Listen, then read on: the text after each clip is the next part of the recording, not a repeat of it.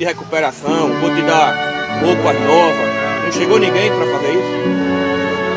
E você, Alan? O que é que tem a dizer?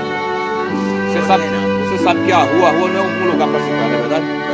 É? Você tem família aqui em Campina Grande? Na Liberdade. A Liberdade, né?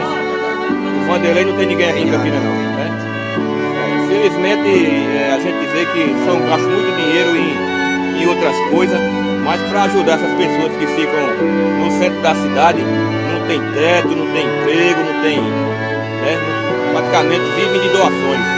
Me diga uma coisa, alguma igreja tem procurado vocês para falar da palavra de Deus? Lá embaixo. A igreja, né? O pessoal da igreja tem procurado. A gente sabe que tem um grupo aqui da igreja que vem fazer um trabalho de evangelismo e às vezes trazem comida, né, alimento, trazem calçado. Vocês gostam desse trabalho da igreja? É verdade.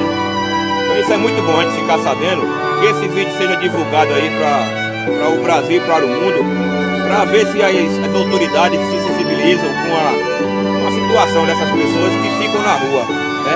À mercê do tempo, não tem um teto, hoje como está um dia chuvoso, não tem um agasalho, né? As pessoas só olham para essas pessoas, né? Às vezes ficam pedindo, as pessoas não dão, não é verdade? Pedem uma ajuda, as pessoas não dão, mas é necessário que o poder público se manifeste para ajudar essas pessoas. A ação social das igrejas